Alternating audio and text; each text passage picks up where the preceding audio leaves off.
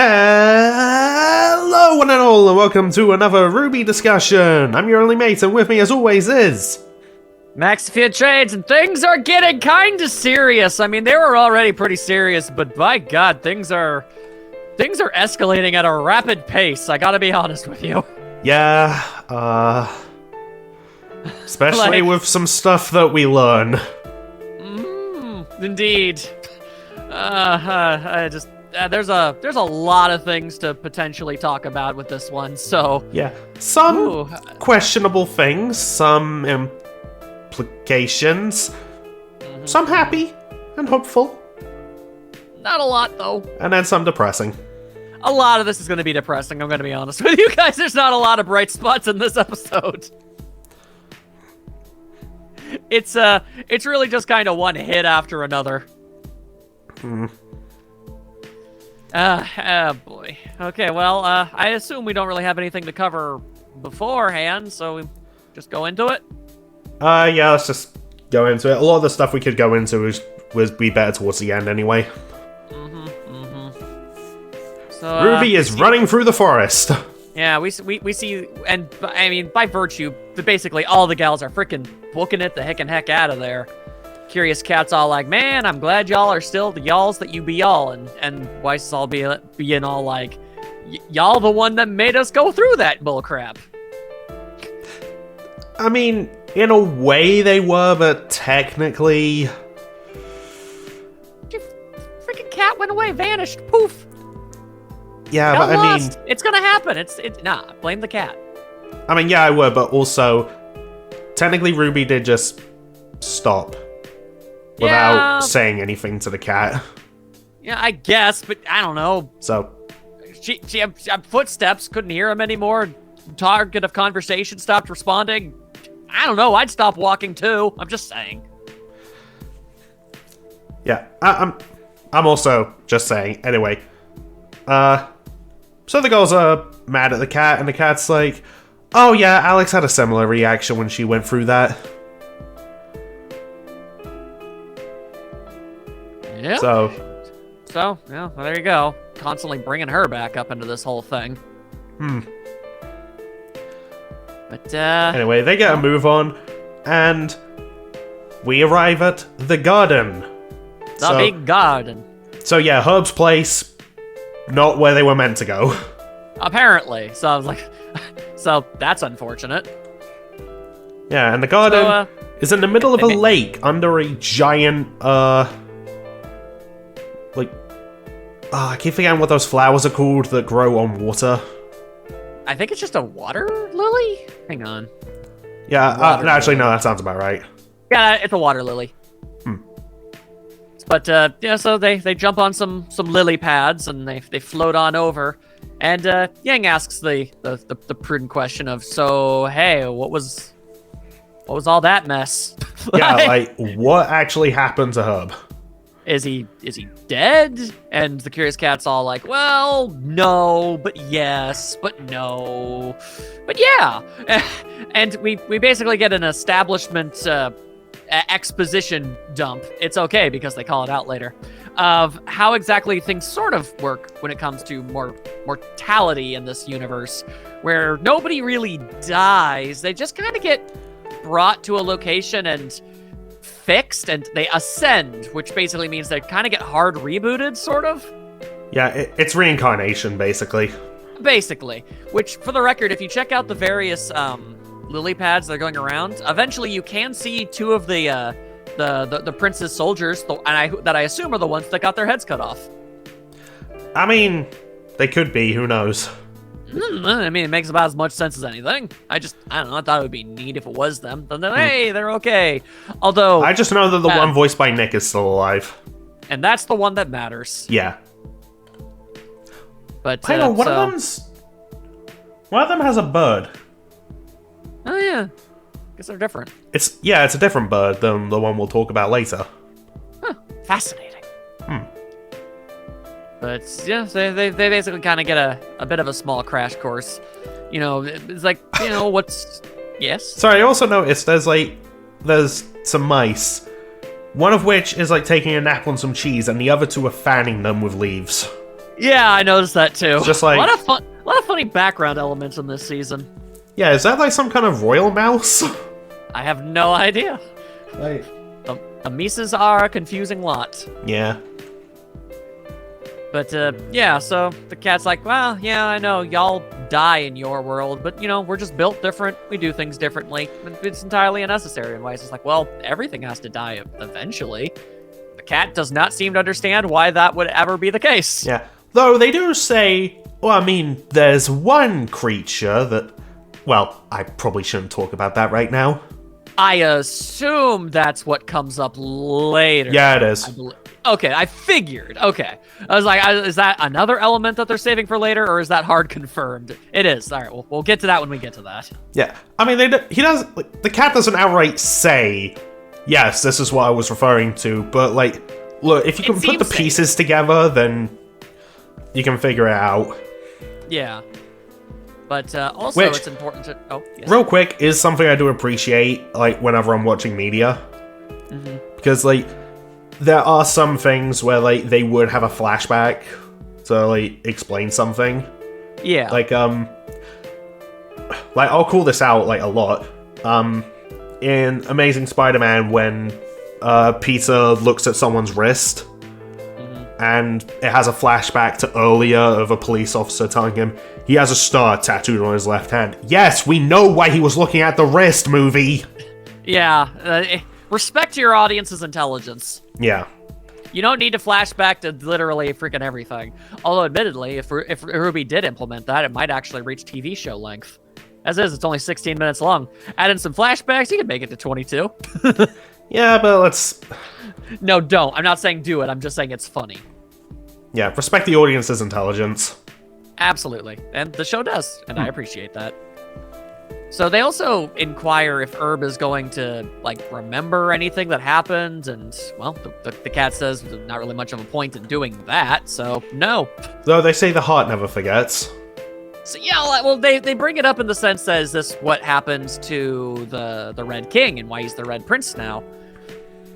And that's the thing, he doesn't and yes, he died, or killed himself or something, I don't know. Yeah. Either way.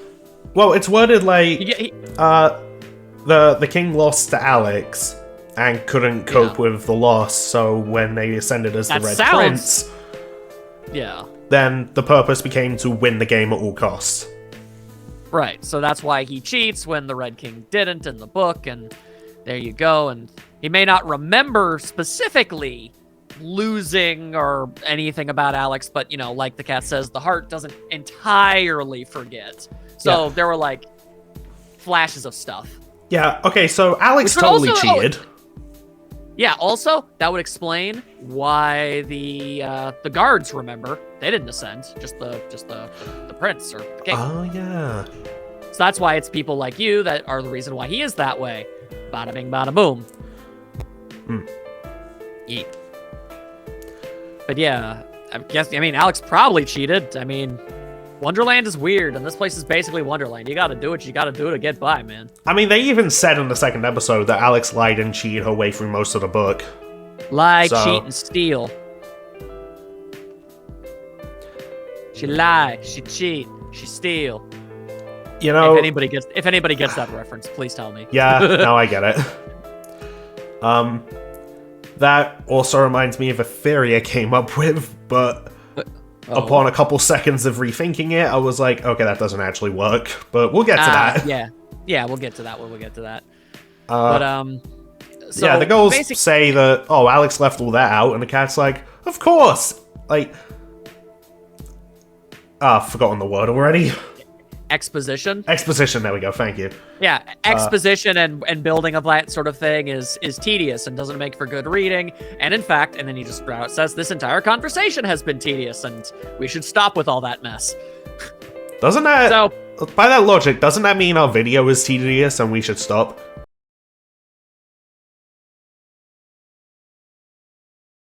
Anyway, there's also a rooster with human teeth.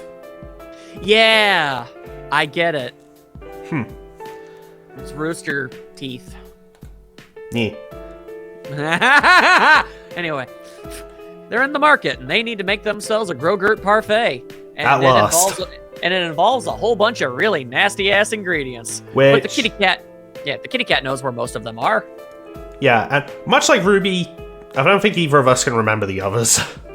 Yeah, well, there was a lynch from the sweater of a griffin or something. Something about a dragon. I don't know. Yeah, also, we just remember leprechaun nose hair. Well, yeah, because all the girls react negatively to that, especially Weiss, who looks like she's on the verge of about to vomit. She turns her head and covers her mouth like, ugh. Yeah. Well, I mean, yeah. Ruby is tasked with getting those, while the cat will get the others, but then gets distracted by a flower. Right. Held by, for what all the world looks like a Korok from Legend of Zelda. I was literally about to say that too, and in fact, I'm pretty sure a designer for the actual, show literally said that was an inspiration. So, that makes sense. So, yeah, the cat gets easily distracted, so Yang's all like, I think I'm gonna go with the cat to prevent that bullcrap from happening. And Blake is all like, hey, I need to be around you 24/7, so yeah. Well, I'm going too. She also just laughs at Yang's comment, and I told you about this after we watched the episode. This one moment got Bumblebee trending on Twitter after the episode came out. Of course it did. Blake finds Yang hilarious. And Weiss also just decides, I don't want to be involved with nose hair, so I'll also go with the cat. Though, and it's at this exact moment I was like, yes, good idea, girls. Leave your emotionally compromised friend to just basically be on her own. Yeah, and I'm also thinking to myself, just like, Weiss doesn't want to be anywhere near nose hairs, and I'm just like, Weiss, you know it's going in the parfait that you're eating, right? She's trying not to. She doesn't, out of sight, out of mind, don't have to worry about it, don't have to think about it. Yeah. And as much as I enjoy Weiss, I almost said a different word. As much as I am a fan of her, I do find it incredibly funny. It's like, all right, Blake and Yang are going to go with the cat. Honestly, I thought Weiss was going to stay with Ruby and Little. But, yeah, considering what's coming, I think that probably would have been the smart thing to do. It would have been, but at the same time, we kind of answer our own question. The real reason why Weiss goes along with them is so that the scene Ruby is about to have can happen. Also, you know another reason why Weiss is going with them? Why? So they don't get distracted flirting with one another. Yeah, probably. She's not saying it out loud, but it's an unspoken truth. They're just going to get stuck in a flirt loop, and the cat is going to get distracted by a shiny object, and nothing's going to get done. Also, if you look really close, like, Blake and Yang are super close, and I think you can actually see Yang has an arm around Blake. Oh, what's the timestamp for that? Hang on. You gotta, look for just before the cat starts walking away. Okay, but a timestamp would be way better. 7:03. 7:03. Okay, well, just very quickly, I would like to point out Weiss on the cat's head. Very cute. All right, 7:03. Oh, yeah. I remember somebody pointing out how adorable this animation was, and how you couldn't really get to see it that well. So they zoomed in on it and stuff, and the animator was all like, "Thank you for appreciating the work I put into that." Yeah, people have been doing that so much with this volume. I've seen compilations of just Blake's ears. Yeah. It's just the entire episode, but it's just Blake's ear movements, or just this moment, but it's all of Weiss's faces in the background, and it's you're doing good work, people. I appreciate you. Yeah, I mean, I love that the animators are getting they were always pretty respected for this show, but now they're really getting complimented, and I appreciate that a lot. As they should. Yeah, no, they're kicking into overdrive, and it is appreciated. They're doing great. Yeah, I mean, we also just talk about so many small details during these. Now, one thing I question the fact that the girls are basically leaving Ruby on her own again, which isn't a great idea, no. But in their defense, I mean, how are they supposed to predict that this would happen? Yeah, plus, like, while they're still 6 inches tall, priority should be getting them back to normal size. Yeah, and RWBY is the only one who is, so might as well go with the side that they could be the most helpful on. Yeah. Regardless, RWBY decides to go and look for some nose hairs, and... when RWBY leaves, mice steal all the cheese fruit from the Korok. Yeah, and they just kind of... The Korok just kind of gives up. It's like... Just like, look, I hate having to search for you guys. Just, I'm taking the seeds. I respect the hell out of the mice for that. Fair enough, fair enough. They gotta get taken down a peg. So, RWBY goes off with a patented little saying that they'll, go onward and whatnot, and then immediately falling asleep. Yeah, but at least RWBY is amused by it this time, at least. Yeah, and it's not Little saying, "I'll be the guide." Smash cut, snoozing. No, it's not technically the same joke. It's a variation on it. Yeah. Regardless, RWBY goes off on her own, and she's looking for them nose hairs, but then the whole world gets really dark, and everybody vanishes. And she just kind of looks around in the dark, quiet void of which the world has apparently become. And she finds a penny sword. Yeah, and, okay, so this is the blacksmith that we've been seeing in, like, the opening and everything. Yeah, it turns out this character's a hell of a lot more ominous than I was expecting it to be. Yeah, and, I kind of want to call out something RWBY says. Like, she says, I thought this was lost forever. Yeah, I was going to say the exact same thing. Didn't Penny have, like, 6 of those? Yeah, she had, like, multiple swords and they all fell. Yeah, so, quite frankly, while it's still very serendipitous to run into a second one, which I think she didn't even technically really do, but we'll get to that. The point is, it should be doable.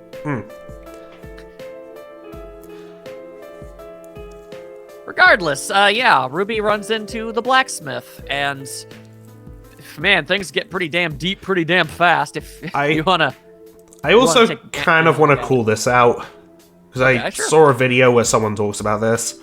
Was it about this being the lively carpenter that Weiss mentioned in the last episode? Yeah, blacksmiths and carpenters aren't the same thing, people. Yeah, and this person doesn't seem very lively. So, yeah. I think we still have one more person from the story to meet. I would call this an ominous blacksmith more than a lively carpenter. Yeah. Also, just rule of thumb, a carpenter tends to work with wood, blacksmiths tend to work with metal. Yeah, so they're similar, but not the same thing. One can dabble in the other, one can be good at both. But in general, if someone is a carpenter, you can expect them to be good at woodworking. A blacksmith is good at metalworking. They're vastly different materials. Yeah. You can't forge a hunk of wood. That's all I'm saying. Anyway, RWBY looks into the sword and sees Penny staring back at her. And that's spooky. Yeah, it is. And the blacksmith is forging a butterfly. Yeah, I've seen theories that, like, so this blacksmith remakes people because Herb was a caterpillar. Right. And even had, like, some butterfly wings. So what if this person is forging what Herb will become? We don't have enough information to be able to say one way or the other, but that would be pretty metal if it was. Metal, blacksmith. Yeah. And I can't get over the fact that on the weapon rack, one of the... I'm pretty sure it's meant to be 2 swords, like 2 kind of hooked swords at the end, but really it just kind of looks like a giant pair of tongs, and I want to imagine that that is what that is, and someone uses it as a weapon. I'm gonna go back and look for that. Yeah, it's, well, I'm looking at it at like 840. There's just like that big line of weapons. Third from the right, it just looks like a big, clack, clack, tong. Yeah, I see what you mean. Yeah. Yeah, it's like multiple different kinds of tongs. Yeah, so there you go. Actually, one just looks like clippers. Yeah. Like, I'm just trying to find joy in this, because... This scene is very ominous. It very much is. Go ahead. Lissel wakes up, like, RWBY, I don't think we're supposed to be here, and the blacksmith's all, yo, you her guide? And Lissel's like, hell yeah, I am. RWBY's my friend, and I want to help her get home. Even if I don't know where that is or how to get there. I have no idea how I can help, but I want to. And you know what? Points for trying, little one. Points for trying. But I think we all need a friend like Lissel. Yeah, it's very positive. It's very appreciated. Yeah. But, The blacksmith saw, yeah. you know, Gull, you seem to be carrying a large burden with you. And Ruby's all, I can handle it. Can you, though? Can you, though? I don't Also, think Penny's sword. you can. Also, Penny's sword turned into, I guess, Alex's dagger, which I guess is a point in favor of Penny and Alex being the same person. Maybe. I don't know. I don't know. The show will tell me. I don't know. It's just ever since, Yeah, the show will I tell. started Also- told me about that theory. Actually, hang on. No, now I'm thinking about it. Yes. I don't know. Would that really work? Because, like... Because Alex went through the whole thing. Yeah, no, I don't know No, how no, it would from work. what we've- I don't. From what we've been described of Alex, Mm-hmm. aren't she and Penny, like, polar opposites? Maybe that's the point? Maybe? I don't know. Like There's a lot of unanswered questions. There really is. All I do know is that Alex's reflection in that dagger looks pissed. Yeah, it's just like, why you touching my dagger? Ruby's all like, man, I don't have time to be judged by a reflection. But, yeah. So, but Ruby- the blacksmith, yes? Ruby misses Crescent Rose. Yeah, the blacksmith offers a weapon. Ruby says, I already have a weapon. And the blacksmith's all like, hell, if you ever want to put down your burden and pick up, you're allowed to pick up any of the things you see over there, which is very symbolic. It's, again, putting down your burden, stop being Ruby Rose, essentially. Oh, no. Don't like it. Don't like it. Then Then, an axe catches her eye and notices that it has a trigger and could also be a gun. So that's from Remnant. yeah, and the Ruby's reflection inside pretty it. fixated on it. Yeah. And the reflection that comes from it is Summer. Yeah, there was some debate about what it was, but it's very clearly meant to be Summer. Yeah. But hey, I guess we have official confirmation on what Summer's weapon was. Yeah, and I've actually seen people, like, bring this up as well. All of the Silver-Eyed characters, like, okay, if this axe was Summer's weapon... Yeah, and we have more reason to think it was than it wasn't. Literally every Silver-Eyed character we've seen so far is tied to Little Red Riding Hood. Yep. Ruby is Little Red Riding Hood. Maria, the grandmother. Yeah. The guy who was turned into the Hound, the big bad wolf. And Summer, the woodsman. The woodsman, or, not for nothing, but I've actually sometimes heard that character be named the huntsman. Oh. Just saying. The parallels, man. They just kind of keep going, and yeah, well, I guess we'll see how it keeps going, but yeah. Either way, And if you think that's the last we're seeing of Summer this episode, it's gonna get more depressing. it sure is. But for So, now, everything the disappears. Yeah, Summer's it's actually triggered by Summer's reflection, silver eyes shining. Yeah, kind of And it like how the turns out- Curious Cat teleported the girls out of the castle. Yeah. So, yeah, and Ruby's just kind of. Oh my god. What? Spacing out in the Ruby's middle of- silver eyes are the key. Maybe those will get her out. We'll hopefully get her and the girls out. Well, you know what I meant. That would be a Like, no, she's weird gonna leave ending for this everyone else volume. behind. Like, she just used her silver eyes back in Remnant. It's just like, yes, we're back, guys. Oh heck. Oh crap. Oh no. They're just Stormy Ever After. It's just like, where'd Ruby go? Ah hell. That would suck. It would. Thankfully, I don't Anyway. think that's gonna happen. No, because that would be a joke ending, and we're not doing that. Maybe if Ruby Chibi was still a thing, maybe. Or maybe if how it should have ended worked with Ruby to do how volumes should have ended. Yeah, that's something to that general effect. I have a fantastic one for 6. I bet. Anywho, Ruby turns out maybe she was just spacing out in the middle of the market the whole time, and the cat's all like, "Hey, yo, Ruby, you get them nose hairs?" And Ruby's like, "No." By the way, she actually... know how she looks to her right, then her left, and behind her, and is like, oh, no, I wasn't able to get them. Weiss is a little frustrated, kind of understandably. Yeah, she's pouting on a cat. It's cute. Just throwing this out there, none of them knew what happened, so... Yeah, although Little does. Yeah, and Little doesn't say anything. Yeah. I mean, I don't claim to understand Little, but you know, they can do whatever they want, I guess. Also, Ruby doesn't seem to Ruby be too interested in decides bringing it up. not to talk about this and how she's potentially going insane. Yeah, that fun fact to all the peeps at home. If you start to feel like you're experiencing extraordinarily vivid audio and visual-based hallucinations on a frequent basis, feel free to tell your closest loved ones about it. They might be able to help. Yeah, and... Maybe don't keep that to yourself. Yeah. Like, I don't know how Ruby chose to interpret what just happened, but I still feel like she should have brought it up. she absolutely should have. Anywho.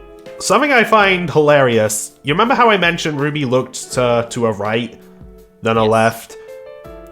Blake looks over to her left, which is Ruby's right, and immediately goes, oh, there's the teapot lady we've been looking for.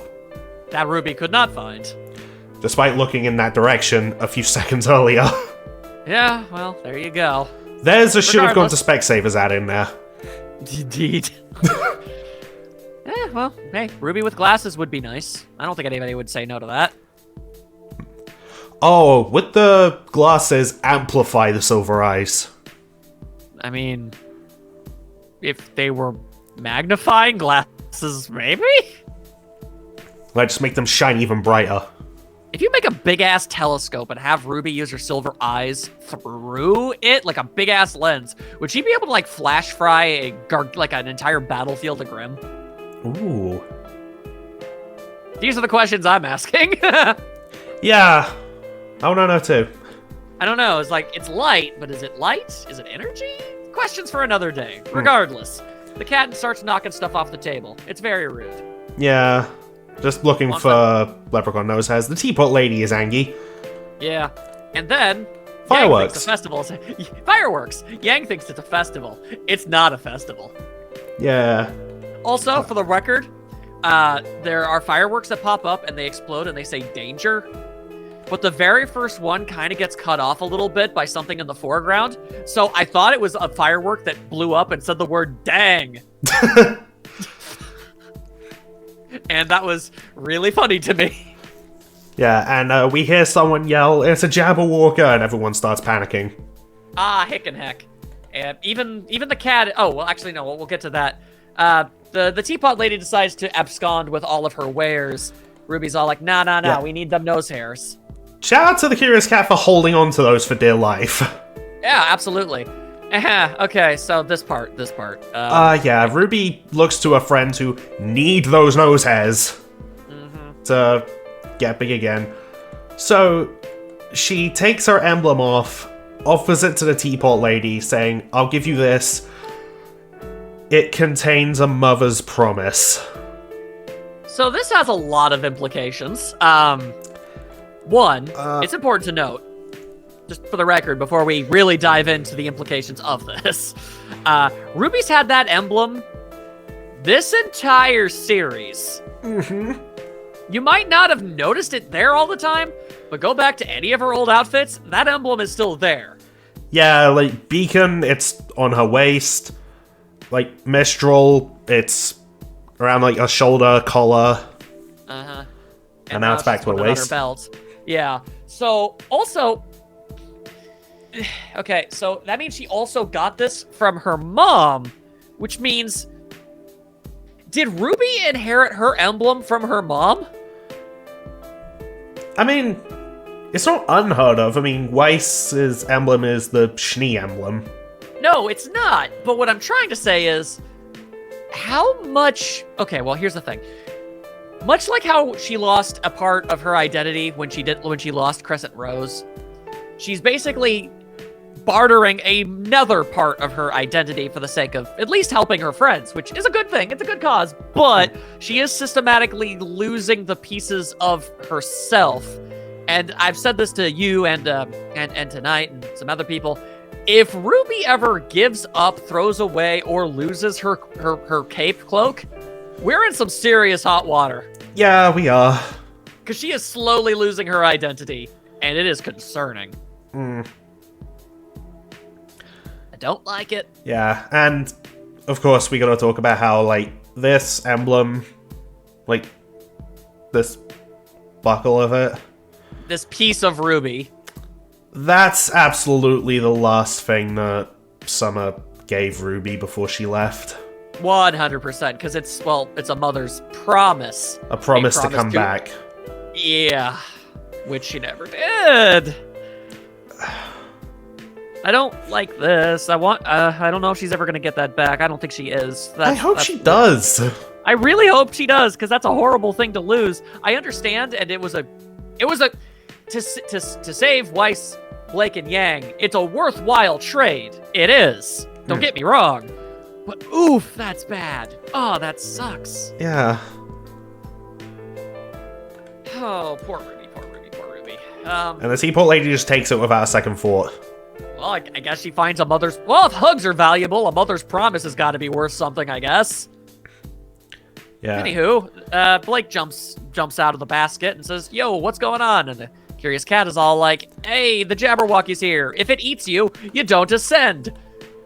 So, Yeah, that's horrifying. Also, what the cat was talking about in the beginning. Yeah, the one creature that's sort of, but I shouldn't talk about that. Well, you have to talk about it now, you nerd. Yeah. Although I kind of want... Shockingly, I'm actually going to call Blake out for something. Okay. Call Blake out. Well, she asks what a Jabberwocker out. is. And she should in know. The second episode, she mentions it when As recounting the story. Yeah. So she should have, and she's read the book, bare minimum, so... Yeah. Though, anyway. to be fair, we also found out that Alex, like, left stuff out. True. So, like, is there more to it than that? And, well, as a matter of fact, yes, there is. Yeah. So, like, maybe it's just, oh, the Jabberwocker's, like, a creature. Yeah. What does it do? So, anyway. Yeah, basically. So... small amount of comedy is basically the cat's like, all right, make the potion, which is literally ice cream, but it's like, make sure not to eat too much of it or you'll get too big, and then we'll have to like find a smalling thing, and that's an entirely different potion. Yeah, so the girls just eat it, and they do grow a fair amount. Just they go from blind bag figures to Figmas. Though I have to. Yes? I hate my mind. Just like, oh no. How does Would you like to share with the class? How does that affect their weapons? Or clothing. Yeah, that's the other thing. Well, the obvious answer is we can't have 3 of our main girls running around naked. Yeah. Also, well, Yang's arm would be too small to actually use. Work. Oh, yeah. God! Oh, I just realized if the parfait didn't work on on their weapons,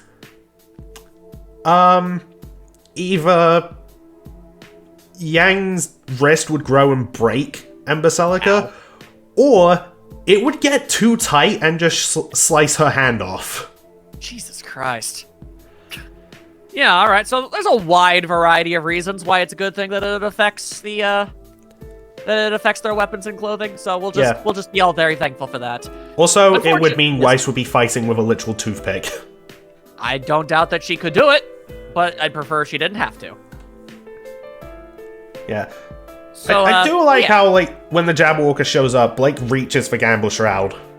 She's like, I'm still gonna look if she said bring it to a Titan. So I mean, hey, what's the difference? You know what? This is basically the same thing. It's like, all right, I'm going in. No, you are not. And I have my left arm this time. Bring it, bitch. Exactly. So they eat some of it. They get a little bit bigger, but the Jabberwocker attacks. Ruby grabs them so that they don't die horribly, and the parfait gets knocked loose when they get smacked. I'm gonna call Ruby out for this as well. Okay. So, she grabs the parfait and them, uses her semblance. But you notice how she, like, zigs and zags around it? Yeah. Why not just pick a single direction and go? Because RWBY is emotionally compromised and going through a lot of stuff right now, and I'm really not gonna get on her case about a lot of the choices she makes. I know, I just thought I'd mention that, because, yeah, she gets knocked and the parfait spills. Onto the Jabberwocker, Yeah. which I guess eats part of it. I mentioned this in the Mate Watches. I got somewhat annoyed at this moment. How so? Well, because... Explain your face. And remembering the episode is called The Parfait Predicament, Yes. I was just thinking, for the love of God, please tell me they can still eat what's left of it. Oh, Because we just got it. Let's not have to make another one. Right. Well, anyway. Because that would have been ungodly frustrating. I understand. But, yeah, so the parfait gets knocked out, it hits the Jabberwocker, eats some of it, gets even bigger. Oopsie poopsie. 1205, however, has a lovely screen grab of RWBY basically kind of hugging onto her friends, and it's, if you ignore the situation of why that's happening, it's actually very cute. Yeah, it is. It's like their little plushies. Yeah, it's like the plushies we never got, RWBY. Why? Just make the Atlas outfit plushes already, dear God. Announce it at RTX. Come on. Do something. Come on. Have them for sale. I will give you money. I want to give you my money, so come on already. Anywho, Bird, which we didn't bring up until now. This is the mud cookie bird, and who kept trying to sell the mud cookies. And you could say trying to hawk those cookies. I hate that. And all of the words that came out of your face are the worst. And they're named Hawker.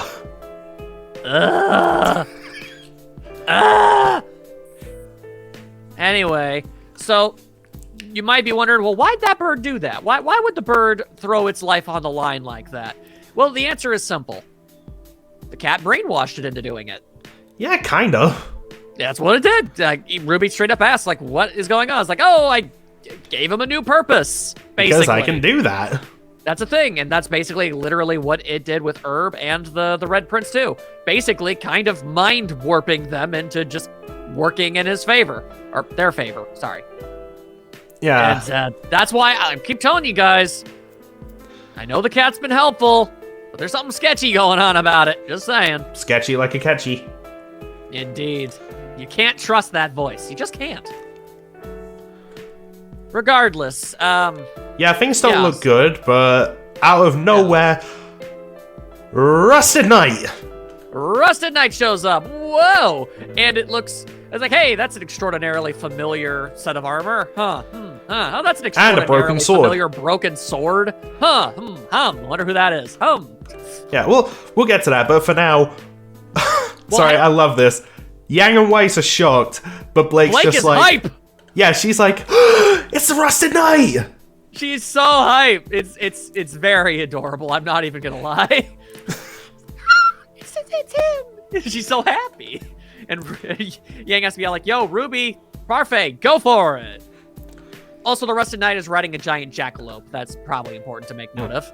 And unfortunately, the girls now have to eat floor ice cream. And they're not Pit and Kid Icarus. That's not the proper way to eat ice cream. Skull stun. But they're at full size now, so all is yeah. Yang steals my line of finally. Because they're back to full size, immediately back in action. I like this. Yeah, and as those three decide to fight off the Jabberwocker, the cat says, "All right, RWBY, run. That'd be a good idea." And well, basically, Weiss, Blake, and Yang pull out. I want to say it's improv, but it's almost too coordinated for that. So they had like 2 triple tech techniques that they worked on in the background. Like what? Look, the girls are just that in sync, okay?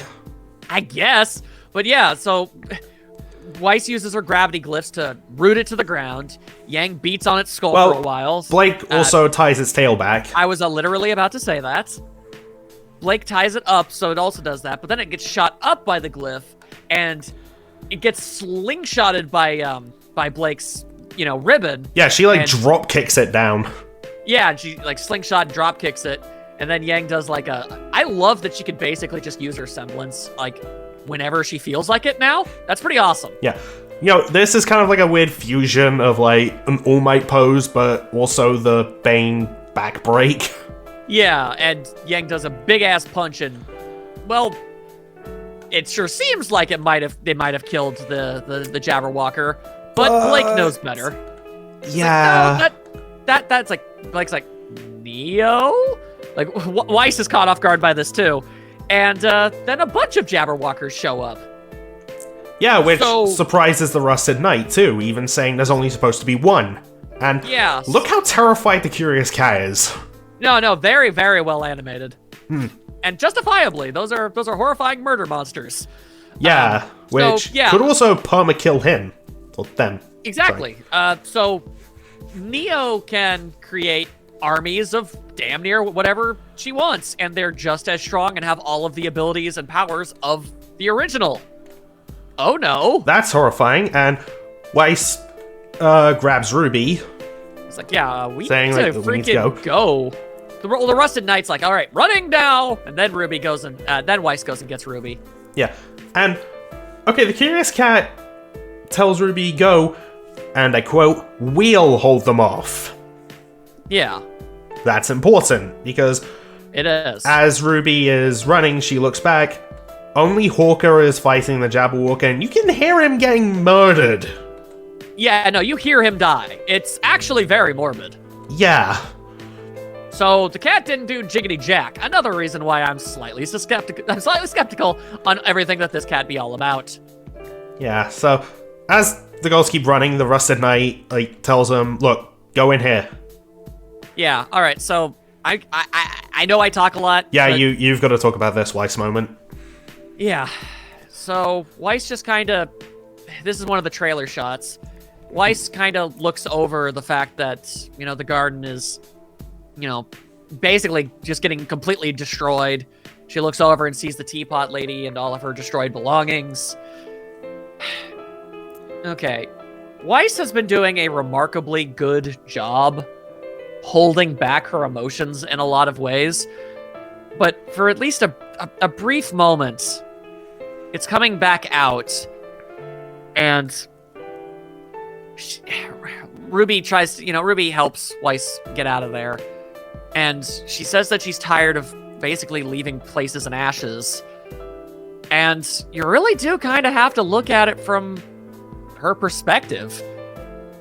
Literally everywhere they go, so far, is gone now, basically. There is one exception. What would that be? Haven. True. That is the one place they were able to save. But at least for Weiss in particular, it really kind of calls back to the fact that, her entire home kingdom is gone. Yeah, Beacon's still not great. Yeah, and, as much as you can still tell that it affects her, and everybody, really, there is a dark piece of reality here in that while it still hurts her and she still hates it and it's making her think about, other things that she's lost, with each one of these that happens, Team RWBY are less broken up about it each time, which means they're mentally becoming conditioned to the horrors of war, which is never a good thing. Not really. Like, or if nothing else, these girls have multiple levels of survivor's guilt. Yeah, I mean, it would really be hard not to at this point. But yeah, so my point is, Weiss has been going through a lot too, and she's really doing her best to just kind of keep it all together to help her friends, really. Yeah. And I worry about her. I worry about all the girls, but it's just... Yeah, you have your favorite. Yeah. Anywho, want to talk about the bunny? Well, first... Yeah, Blake. Look, even after everything... Tonal whiplash. Yeah, she's just She's literally She is just an excited fangirl right here. She is fangirling crazy style. She's right just now. like, oh my god, it's the Rusted Knight in person! And not for nothing, but while Ruby and Weiss are still looking kind of distraught about the whole thing, Yang's all like, oh dang, Blake's happy. That's nice. Yeah, I love that it gets Yang to smile. It's just like, Oh my God. Blake's so happy and excited. Yeah. So hey, not that it's a massive surprise or anything, but if Well- you had any degree of doubt, First of all, rabbit's- yeah, the Rusted Knight's steed yeah, this rabbit. is named Juniper. And there you go. That pretty much already tells you everything you need to know right out the gate. But takes off that helmet, and it is Jean. Shocker. Although it's also substantially older Jean, which actually is slightly more of a shocker. Yeah, Maybe not he's entirely, but yeah. he's got long hair again. Much longer. So people can stop complaining about that. He's got a beard now. He has a warrior's wolf tail And white streaks in his hair. and wrinkles under his eyes. I roughly estimate that at the bare minimum, Jean is at least 20 years older now. At minimum. Minimum. Very likely older. Yeah. I'm saying 40 at the youngest. I would personally say more likely early 50s. And obviously the girls are very caught unawares. Although, this is extraordinarily subtle. Really, really subtle. But if you look at the girls' reactions to this, Ruby, Blake, and Yang are like, you know, their eyes widen and they get, you know, they're obviously shocked. But look at how Weiss reacts, specifically. Yeah, it is noticeably different. She actually narrows her eyes. I don't know. I just found that very fascinating. I mean, it could be her like, oh, I guess he didn't make it. But also, he's older now. Whoa. And it's a thing. Oh. Oh no. What? Look, we know it's coming. But what if part of the reason Weiss has that face is because Ruby's about to learn something? Yeah. See, here's the thing. Assuming, now, admittedly, there could be, theoretically, considering the fact that the Red Prince was able to shrink 3 of the girls so casually, and, you know, there's a Grogurt parfait, there's obviously a bunch of silly stuff going on here, so there could conceivably be an alternative reason as to why Jean is so much older than we're used to him being.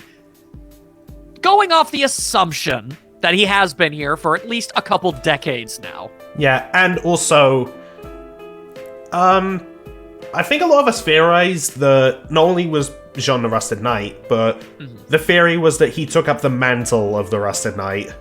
Right. The idea that... this? Yeah. No, he's the Rusted Knight from the story. Yeah, and you know, what really bothers me is how I didn't notice the fact that in the intro to this, you know, when you see Jean for the brief moment you do, there's a bunch of goddamn spinning clocks behind him. Of course he got older.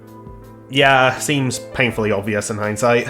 Yeah, a little bit. Regardless, assuming that it's been a couple decades, Jean has had a long time to think about everything that took place. Also, his final line is basically saying, you know, Team RWBY, you finally made it. So, he's been waiting. And he searching for them this whole time. Yeah, that's very possible. But yeah, the odds of him being the one that actually is the Rusted Knight in the storybook, pretty damn high. Yeah, which brings me to a hope of mine for the next episode. Yes. Jean flashback. That would be cool. I want to see what Jean was up to all this time. Which, honestly, you could technically end up, for the most part, with the exception of bookends, make an entire episode just about that. Yeah, you totally could. And a few thoughts. One, he could have Crescent Rose. He could. It's Maybe- possible. He's been wandering around for at least 20 years. He could have found it. Yeah, he could have found it on the beach and realized, I gotta find him. Yeah. I gotta find Team RWBY.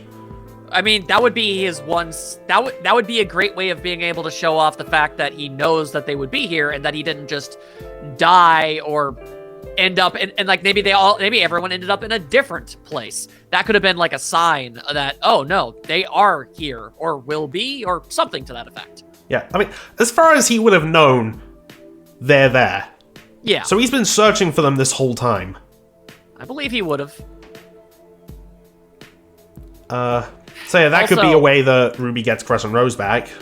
Yeah, also, I'm not the only one to bring this up, but it's important and I feel prudent to actually to bring this up. The not impossible theory that the Rusted Knight is rusted because, well, we know that strong emotions can affect the weather in this place. That it's been raining on him a long time. It's been raining on him for a long time because he's been crying for a really long time. Yeah. This show really likes making Jean suffer. It really does, dude. Like Jesus Christ. Then of course there's also the Twilight Zone-esque level of cruel irony that, you know, Jean, the guy who didn't have time to finish his training, didn't have the time to save Pyrrha or Penny, now getting put into a situation where he literally had all the time in the world. Ugh. Like that's just the universe spitting in his damn face at that point. It really is. Like, god damn, man. He does not deserve half of the crap he's gone through. He forged his school records. He's made up for it. God. Yeah, he has. So, yeah. A lot of implications. Yeah. We need answers, though. We need answers. All we can do is speculate and theorize. And there is one other thing that I thought could come from a Jean flashback. What's that? Well, if he is the Rusted Knight from the story, we could see Alex. We could, which would be nice. Yeah. Also, right, I completely forgot. We kind of got sidetracked, but it's if Jean has been here for several decades at minimum, then he's at least partially come to terms with the whole thing that happened before he ended up here with Penny's death and everything. He probably still weighs on him greatly, and he hates every aspect of it, but you know, he's, 20 years minimum is going to, you're going to make it, you're going to get calloused over that particular memory. Yeah, but there's one. He could theoretically. Yes, I just hang on. He could theoretically just kind of casually assume Ruby already knows, and just bring it up comparatively rather flippantly. That, after I had to kill Penny, casually he says this. Oh my god, No. Which would be the worst way for Ruby to find out. Yeah, and then Jean being like, wait, Weiss didn't tell you? And then Ruby will be like, Weiss knew and didn't tell me? Oh no! Oh my god. Yeah, that's not great. Oh, and then what if she asked Blake and Yang, did you know? I mean, you were passed out. I hope that's not the case that Weiss told them. I mean, maybe she figured that they could handle it. And if she did, they could, clearly. So, Weiss's explanation is, I was really trying to avoid a situation like right now? At the same time, you can't just keep that from her. I have no doubt in my mind that Weiss had every intention. She tried to on a couple of occasions. Yeah, she totally did. At least twice she did try to tell Ruby about this. She did. So she can't. She can't be entirely blamed. She did. She's trying to do her best for her friend. She really is. Yeah, this situation, man. Especially, wouldn't it be very darkly depressing if that moment of Ruby attempting to console Weiss was to really hammer home the falling out that they are about to experience? Yeah. To quote to quote my friend Nightstar, expectation of Volume 9. Yay! Happy, fun, silly times in Wonderland-like world. Silly, funny little diversion full of quirky nonsense. Reality of Volume 9. Painful examination of the soul as it slowly acclimates to darkness and misery of repeated struggles of despair as it gradually robs you of your hope and humanity against your best efforts to hold on to meaning and purpose. Blows Kazoo. It's like, so for everyone assuming that RWBY was finally going to give some measure of chill, no, it did not. And to put a final capper on it is a direct quote of, "Good God, I love that I hate how much I hate that I love this volume so far." Because, good God, is it well written, but dear God, as a byproduct, pain. So much pain. Yeah. Well, and so much pain.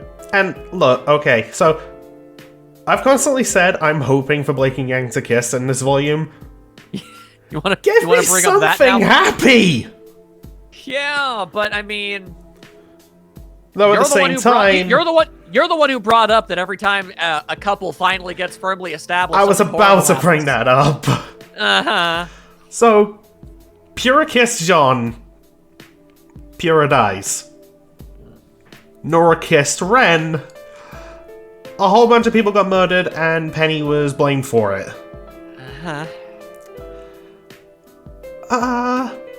Look, as much as I want Blake and Yang to kiss, yeah, I'm worried what that might bring immediately afterwards. See, here's the thing.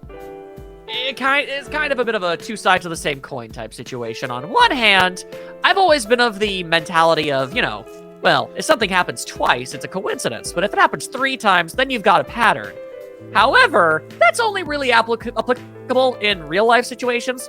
In fiction, we call it something a little bit called the rule of 3. Yeah. So I'm just saying, it's not looking great. And, of course, RWBY would take probably a moment that the entire fandom has been waiting for basically a whole goddamn decade at this point, and use it as the catalyst for an extraordinarily emotionally gut-punching horror show. Wouldn't put it past them. They've done it before. Yeah, they have. Oh, you thought you were gonna have happy times?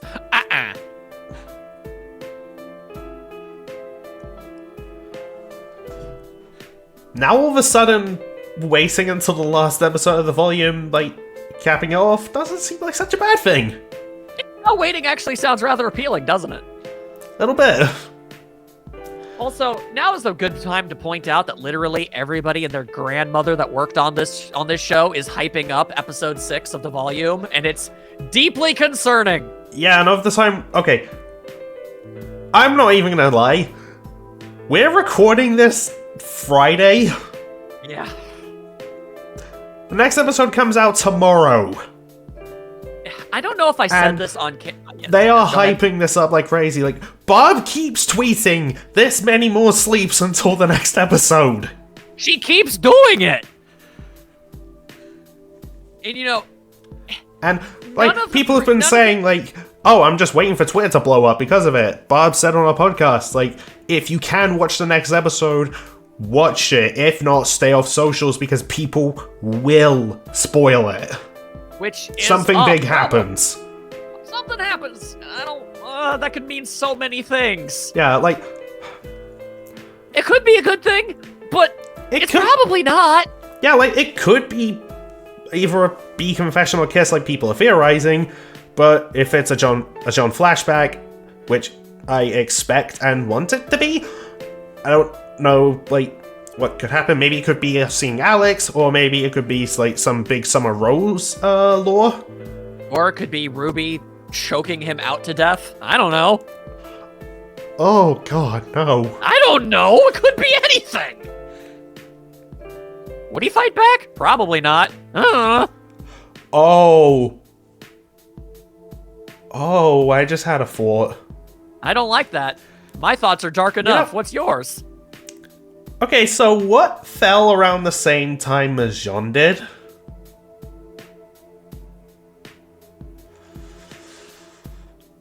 Oh. We've been worried about RWBY seeing it. What if Jean found it? God, what if it washed up with him? Yeah, what if he found Penny and buried her? Well, on the plus side, proper burial? Yeah, that's But, I mean, that's something. that's about as silver of a lining as I can find in that situation. Yeah. And, Ruby wouldn't have to make physical eye contact with the corpse. So that's good. That's a good thing. There's I a don't know lot if I that ever could said- happen. I don't know if I ever said this on recording, but I've said it off screen at least, that this show is honestly going to give me a goddamn ulcer. Because every single time an episode is about to start up, I get this deep pit of anxiety and fear in my stomach. Like, legitimately. It does actual thing. Like, no show has ever gotten emotional responses out of me like this one does. Same. It's just, every time an episode happens, like, are we gonna have bad times? Well, okay, except maybe for Attack on Titan. Fair enough. But Various scenes, and around by the time the manga was ending, I was just being like, dear God, please let Mikasa live. Yeah, I get you. It's just, I'm not acclimated to this sort of thing. I watch a bunch of freaking fluffy romantic comedy anime, okay? I'm not used to this kind of trauma on the weekly, alright? This show has taken me for a ride that I don't typically go for.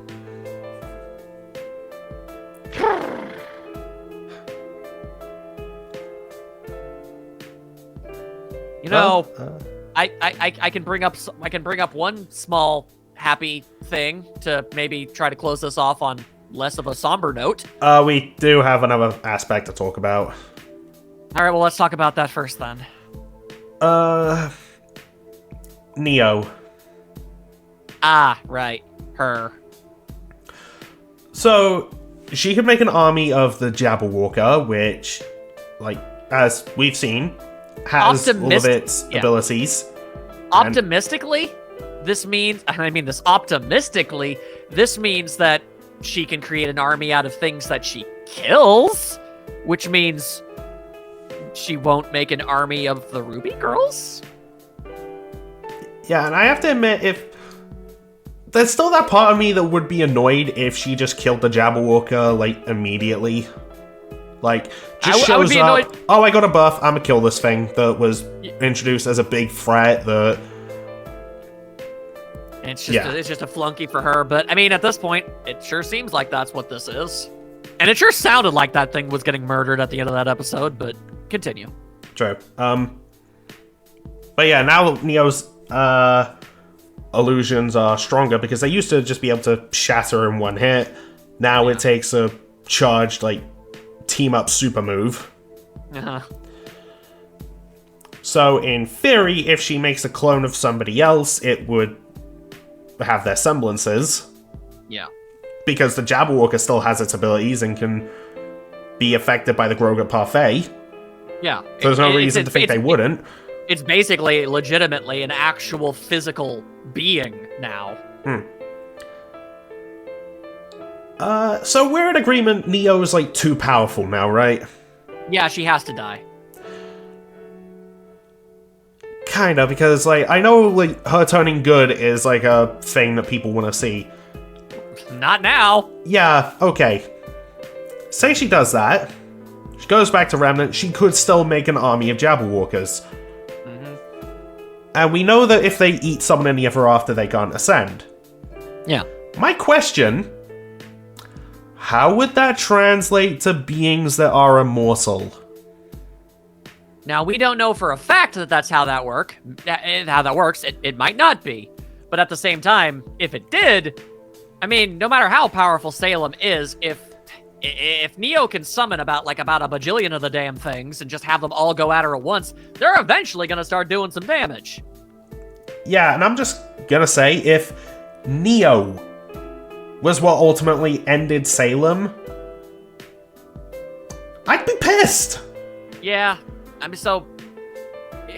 basically, it's like, if she did come back and decided to work with them, she'd be too useful. which is Yeah. a really weird, it's a weird thing to say, but she would be too powerful of an asset. Which means she either has to outright die or just stay in the ever after. Whatever, I don't care. Point is, she can't come back. Like, that's just a fact. Yeah, kind of. Narratively, she would break it. Yeah, absolutely. She can just make an army of whatever she feels like. That's... Ugh. Though, this could also mean we might see Torchwick. It could. But, kind of, not really. But Not really, but sort of. the closest we're ever gonna get. Yeah. I mean, if she can make clones of dead people, while, let's just assume for half of a second that is what this is. Like, only things that are dead are things that she can make copies of. I'm pretty sure she can make copies of anything. But... I mean, she could before. I know. I'm just saying. I mean... You know, like, damn, man, what's stopping her from making an army of freaking, I don't know, Puras and pennies? To mess with RWBY and Jean in all manner of ways. Would mess with the whole group, let's be real. Well, yeah, but I mean those two in particular. Yeah, no, that would, oh, nope, yep. That's the old 1-2 punch is what we call that.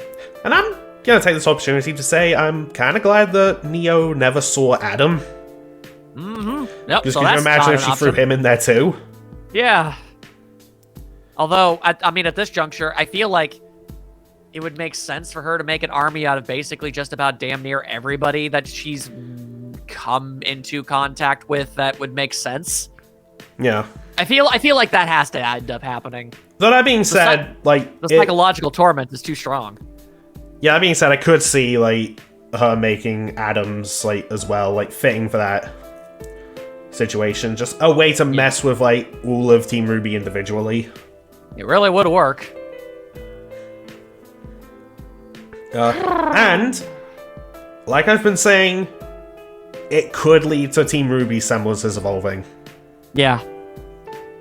Literally the one and only thing keeping me going at this point is just they're gonna have their happy ending.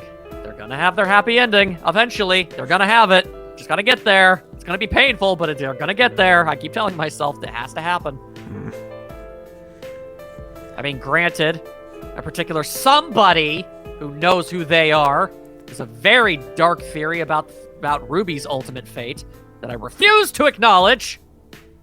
I might ask you off camera. Indeed.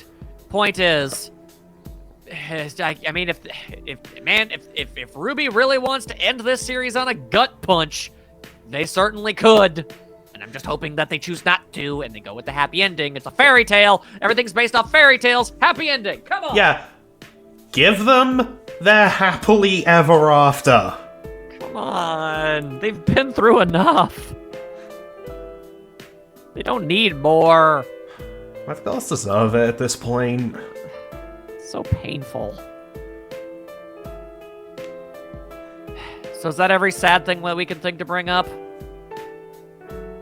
That I can think of, yeah, but I will just add, look, if they get happily ever afters, like, just give Blake and Yang something, like, at the end, let's see them go all the way and get married, okay? Like, reward people for having to deal with all of this, okay? Like, have that be, like, a little epilogue, like, that's also a way to see everyone again before the show ends, just like, yeah. Jump 2 years in the future, I don't care, man, just have everything, and here's everybody, and they're all happy, and everything's good, and nothing sucks. Ugh. Plus, there's, like, some funny stuff that can come from that, like... Like, we've talked about this behind the scenes, but at Blake and Yang's wedding, I could see, like, one of them throws the bouquet, Nora's fighting people over it. Like, she absolutely would. Absolutely. Just, like, grabs it and triumphantly is like, ha! I'm getting married next! And in the background, there's Ren, like, we're already engaged, Nora. Exactly! So... give us happy, fun, fluffy moments of joy. Give us those as a special treat for having to endure all of the bullcrap that you've put us through. Make the girls happy and therefore make us happy. We're invested in these characters. We want to see them happy. Like, after... Okay, and this kind of goes into a big thing that I just want from the show's ending. An epilogue.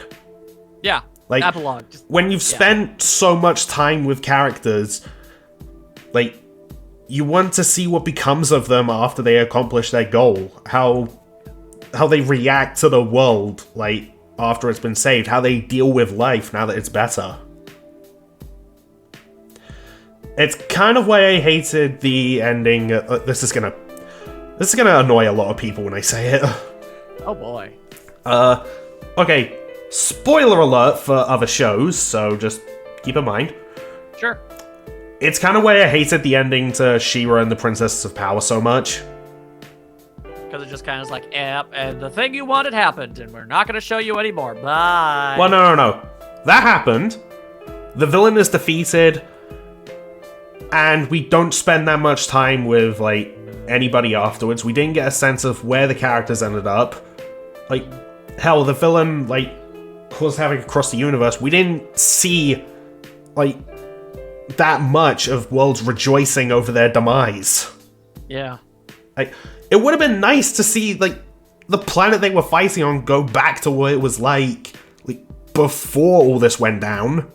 And, you know, see what they were fighting for. Tie up all the loose ends. Have us leave the situation feeling good. If they want to dedicate an entire episode to an epilogue, I accept this. So would I. And that's also why I loved, like, the ending of Avatar: The Last Airbender so much. Like, they let you. I was like, hey, look closure. At all look at all the stuff they fought for. Look at all of it. Look at all of it working out. Look at all this optimism. Yeah, like, we got to see Zuko's coronation. We got to see him, like, you know, get back together with, I hate that I forget her name. Oof. His girlfriend. Yes, there you go. That'll do. Good job. He and Aang, like, reflect on everything they've been through. Aang's celebrated as the Avatar again. We see the world, like, celebrating peace. And we just get to see the cast, like, you know, chilling and just being like, yeah, we did it good. Not be tortured for a few minutes. Thank you. Yeah. Not since Team RWBY's sandwich party have they been able to just chill. And I'm also going to be spoiling a couple movies. These are also examples. All right. Harry Potter and the Deathly Hallows Part 2. Voldemort's defeated, and how long do we spend with everybody? 4 minutes. They even did a time jump and did nothing with it. Yeah, it's just 19 years later. We got no sense of where all the characters ended up, and much like I said with She-Ra, there's not a single scene of the wizarding world rejoicing over the Dark Lord's demise. As cliche as it is, let the world rejoice. Yeah, like, it would have been nice to see what those characters were fighting for. And the movie I'm going to compare this to is Lord of the Rings: Return of the King. Some people say it went on for too long. I can understand that, especially with all, like, the pan-outs and fades to black. Yeah, but at the same time, it was appreciated. Yeah, you got to see Aragorn's coronation. You got to see, like, all the characters get, like, celebrated, deal with their accomplishments, and you got to see, like, Frodo, Sam, Merry, and Pippin return to the Shire and, you know, celebrate that they saved Middle-earth. There you go. We're not asking for a lot. I mean, sure, there are things we would want, but we're not really being all that picky here. Yeah, like, well, after Salem is ultimately defeated, let us spend time with the cast before the show ends. Yeah, if it's the last time we ever get to see them, make it count. Yeah, I want to know where everyone ends up. Yeah. Well, there you go. Little mini rant there. Yeah, a little bit, and it's okay. I will just throw this out there in terms of, like, the She-Ra thing. Yeah. I think the reason I was so annoyed by the ending, it was just also how invested I was. Mm-hmm. And I heard rumors about there being, like, a movie being made as, like, an epilogue. I would totally be down for that. Mm-hmm. Just saying, like, when you spend a long time with characters, I want a little bit more out of the ending, you know? I get you. I just don't want to spend, like, less than 5 minutes with everybody and then be like, the end. Mm-hmm. Well. Now do I bring up a silly, funny thing? Yes, please. Oh, okay. Here's how we'll end things off. It's Barbara's headcanon that Yang ate just a tiny bit extra of that Grogurt parfait to be slightly taller than she already was. I saw that. And also, this one's for me. I saw a tweet go, Weiss, you had an opportunity to get taller. Why didn't you take it? Bitch, she's already perfect.